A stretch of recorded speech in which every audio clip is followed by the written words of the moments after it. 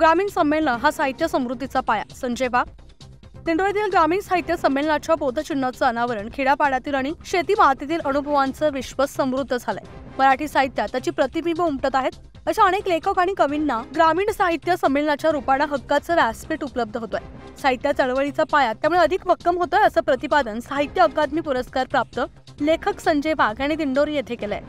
दिंडोरी सांस्कृतिक मंच आयोजित जानेवारीच्या पहिल्या आठवड्यात तालुकास्तरीय ग्रामीण साहित्य संमेलन संपन्न होणार आहे. या संमेलनाच्या बोधचिन्हाचं अनावरण आज रविवारी दिनांक 17 रोजी मित्रमंडळ सार्वजनिक वाचनालय येथे संजय वाघ यांच्या हस्ते करण्यात आलं.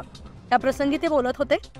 अध्यक्षस्थानी मंत्रिमंडळ सार्वजनिक वाचनालयाचे कार्याध्यक्ष तथा दिंडोरीचे माजी सरपंच चंद्रकांत राजे होते. तर व्यासपीठावर संमेलनाध्यक्ष ग्रामीण साहित्यिक विजयकुमार मिठे, दिंडोरी सांस्कृतिक मंचाचे अध्यक्ष कवी विठ्ठलराव संधान, निवेदक रवींद्र मालुंजकर, अभिनेते राजेंद्र उगले, प्रवचनकार सुनीताताई ढगे, स्वागत अध्यक्ष तुषार वाघ आदी मान्यवर उपस्थित होते.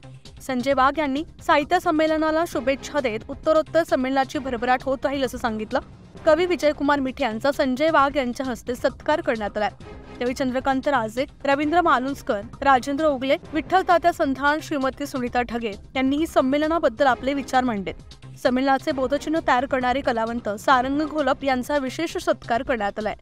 प्रास्ताविक करताना स्वागत अध्यक्ष तुषार वाघ यांनी संमेलनाची रूपरेषा आणि व्यवस्थापन यांची माहिती दिली. नारायण पाटील यांनी सूत्रसंचालन केलं, तर आभार राजेंद्र गांगोड यांनी मानले. या प्रसंगी सांस्कृतिक मंचाचे पदाधिकारी, साहित्य रसिक मोठ्या संख्येने उपस्थित होते. न्यूज 15 मराठीसाठी प्रतिनिधी बापू चव्हाण, नाशिक.